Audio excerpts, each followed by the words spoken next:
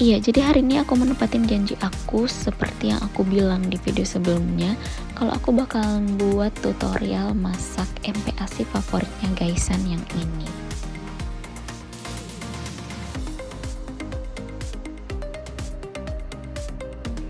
Jadi malam-malam itu setelah Gaisan tidur di jam 8 malam, aku biasanya baru buat MPASI buat besoknya. Di sini aku siapin bahan-bahannya dulu semua.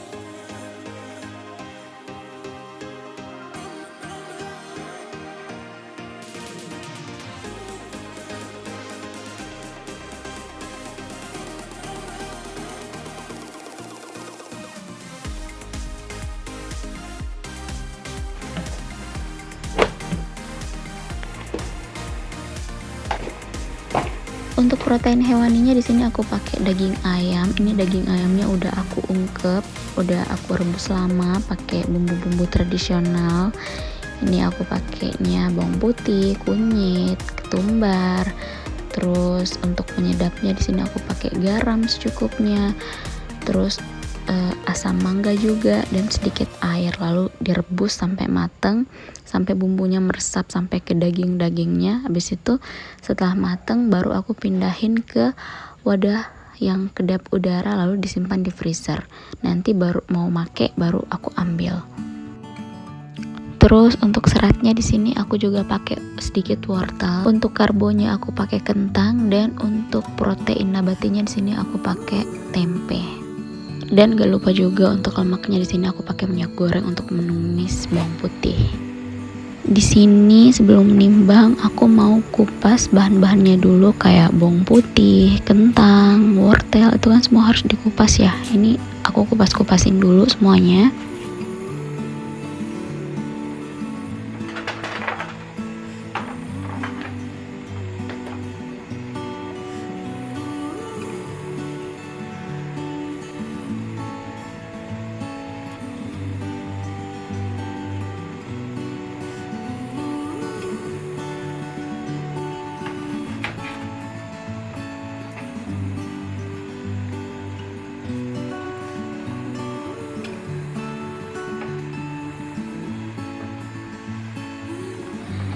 Dan setelah semuanya itu udah dikupas, aku lanjut buat nimbang bahan-bahannya. Ini pertama aku timbang ayam dulu sekitar 45 gram. Cuman kalau lebih biasanya aku nggak apa-apa sih, karena kan nanti bakal ada yang lengket-lengket di saringannya. Jadi aku kalau misalnya lebih dikit tuh nggak apa-apa, nggak harus pas 45 gram. Selanjutnya untuk minyak juga aku di sini pakai 7 ml.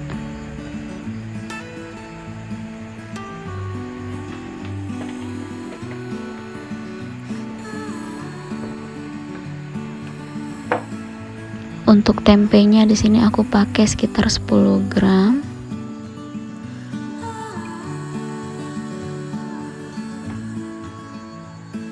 Wortel juga sama 10 gram. Dan juga kentang sekitar 45 gram. Untuk takaran bahan-bahannya ini kenapa bisa segitu, sebenarnya udah aku jelasin di video sebelumnya ya, tapi sebenarnya ini adalah modifikasi resep dari buku Pink yang disesuaikan dengan seleranya Gaisan. Lanjut, setelah semua bahan-bahannya ditimbang, aku mau potong-potong kecil-kecil dulu biar cepat matangnya.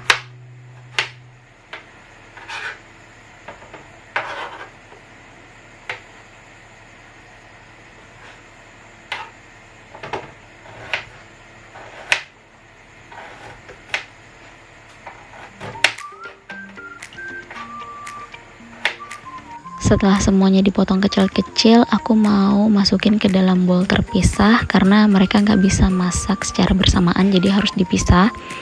Dan ini juga mau dicuci di air mengalir, makanya dipisah-pisah kayak gini.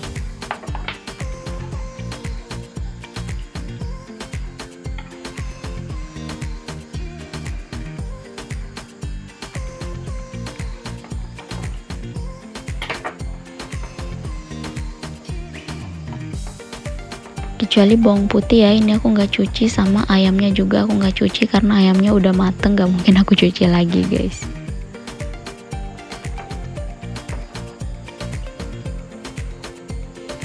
Nah, habis ini aku mau lanjut cuci bahan-bahannya dulu. Nah, ini setelah semuanya dicuci bersih ya. Ini bahan-bahannya aku ulangin lagi. Di sini aku pakai ayam sekitar 45 gram sama dengan kentangnya 45 gram juga. Terus untuk tempenya di sini aku pakai 10 gram. Dan wortel di sini juga 10 gram. Minyak 7 ml dan gak lupa bawang putih untuk aromatik. Nah, sekarang aku mau haluskan bawang putihnya ini. Aku pakai alat pencacah kayak gini ya, pencacah bawang putih kayak gini. Kenapa harus pakai alat ini? Karena di rumah kita tuh biasanya pakai ulekan untuk menghaluskan bawang-bawangan gitu. Cuman karena ulekan kita tuh udah terkontaminasi dengan cabai, merica, takutnya gaysan gak cocok sama ulekan itu. Terus aku juga pakai air mateng ya di sini untuk rebus buburnya ini nanti. Dan karena semuanya udah siap, jadi aku mau langsung masak aja. Pertama-tama tentu aja nyalain kompor, terus aku langsung tumis bawang putihnya dengan minyak goreng ini sampai dia wangi. Terus setelah bawangnya ini mengeluarkan aroma yang kuat, kita langsung turunin wortel, karena wortel ini adalah bahan yang paling keras di antara semuanya dan paling lama matangnya. Jadi dia harus diturunin duluan.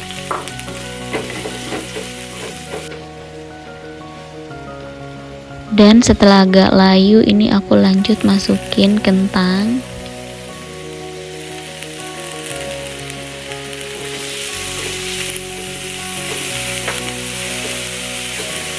Aduk-aduk bentar dan lanjut masukin tempe.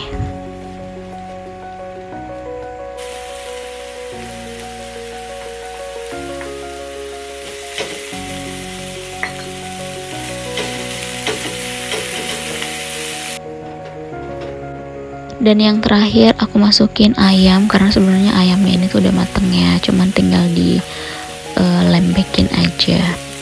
Dan setelah semua bahan-bahannya ini turun, aku oseng-oseng sebentar sampai bawang putihnya itu menyerap ke semua bahan-bahannya. Lalu lanjut aku turunin airnya. Airnya nggak aku takar ya, pokoknya secukupnya aja sampai dia lembek. Ini kita biarin aja rebus lama, pokoknya sampai dia menyusut.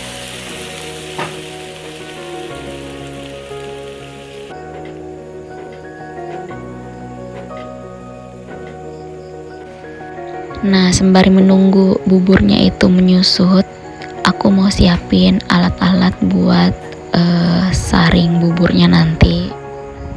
Di sini sebenarnya aku pakai mangkok buat melumatkan MPASI untuk anak usia 9 bulan ya. Cuman kebetulan ini lingkaran mangkoknya tuh sama dengan lingkaran saringan aku, dan bagusnya lagi tuh di bawahnya dilengkapi karet anti geser. Jadi bagus banget dipakai buat nyaring buburnya. Dan karena udah menyusut ya buburnya, jadi aku mau bumbuin dulu pakai garam gula. Ini garamnya dikit, terus gula juga sedikit. Nah, ngomongin soal garam dan gula di dalam MPASI itu sebenarnya nggak boleh lebih dari 1 gram untuk garam ya, nggak boleh lebih dari 1 gram. Makanya di sini aku cuma pakai 0,5 gram aja.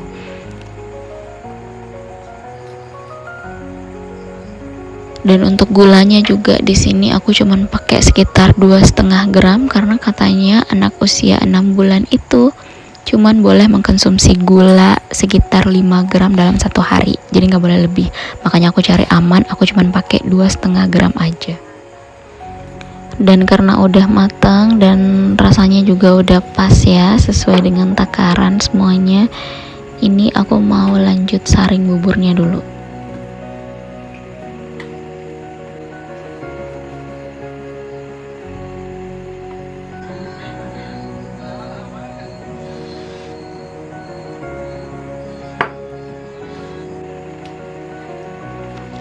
Di tahap penyaringannya ini tuh sebenarnya memang agak melelahkan ya. Cuman ini kan gak akan berlangsung lama ya ibu-ibu. Kita itu cuman menyaring bubur anak kita itu selama 3 bulan. Setelah itu di usia 9 bulan mereka akan makan makanan yang dicincang, alias mereka itu sudah naik tekstur. Jadi menurut aku mending dinikmatin aja prosesnya. Dan buat yang bilang kenapa nggak di blender aja, sebenarnya bisa aja di blender kalau kalian lagi males, kalian lagi mager. Karena kan ada ya kadang-kadang kita tuh semangatnya tuh agak menurun, itu bisa aja di blender. Cuman aku lebih memilih menyaring manual karena ini tuh porsinya dikit kok. Jadi menurutku lebih ngotor-ngotorin blender aja kalau cuman dikit kayak gini terus di blender.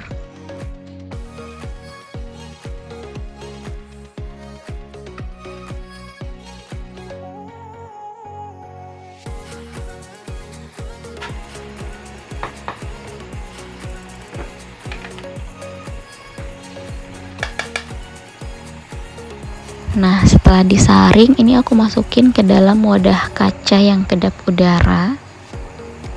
Kenapa pakai wadah kaca? Karena jujur aku nggak punya wadah stainless yang kedap udara, karena katanya lebih aman tuh stainless ya. Cuman aku nggak punya. Terus kalau pakai yang plastik, takutnya plastik aku nggak BPA free, jadi aku nyari aman pakai kaca aja kayak gini. Habis ini aku mau lanjut masukin ke dalam kulkas. Simpannya di area yang paling dalam ya guys, soalnya di dalam sana tuh suhunya lebih stabil dibandingkan kalau kalian simpannya itu di pintunya. Di pintunya itu setiap ada yang buka tutup kulkas, suhunya bakal naik turun, jadinya nggak stabil. Terus udah deh, besoknya kalau Gesan udah mandi, aku bakalan panasin MPAC-nya yang dari kulkas itu, terus aku suapin deh ke Gesan. Kentang ayam mortel tempe.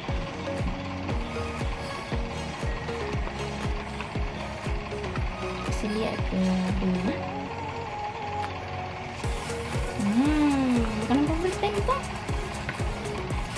Terbalik ini sendok.